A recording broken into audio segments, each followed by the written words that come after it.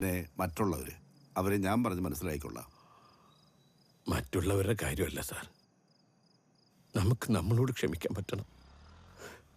അത് പറ്റുന്നില്ല.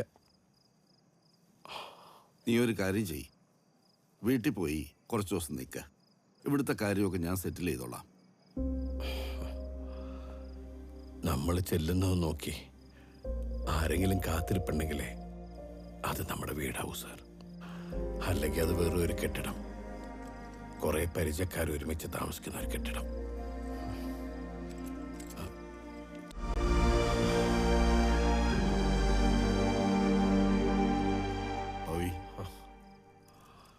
എന്റെ തെറ്റാ സാറേ. ഇനിയും ഞാൻ പോവാ സാറേ. നിനക്ക് എന്താ പറ്റിയേ?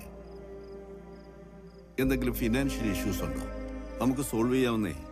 നീ പറ. മനുഷ്യന് ഫിനാൻഷ്യൽ ഇഷ്യൂ മാത്രമാണ് സാറേ. പിന്നെ കുറച്ച് നാളായിട്ട്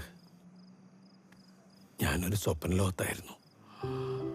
അത് സ്വപ്നമാണോ ശരിക്കുള്ളതാണോ എന്ന് അറിയാൻ പറ്റുന്നില്ല. ഞാനത് ഭയങ്കരമായിട്ട് ഇഷ്ടപ്പെട്ടു പോയി.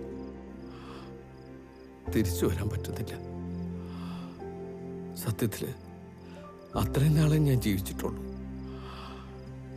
ഇനി അതില്ലെന്ന് ഓർക്കുമ്പോ എങ്ങും ഇരിക്കാൻ പറ്റുന്നില്ല. അതാ ഈ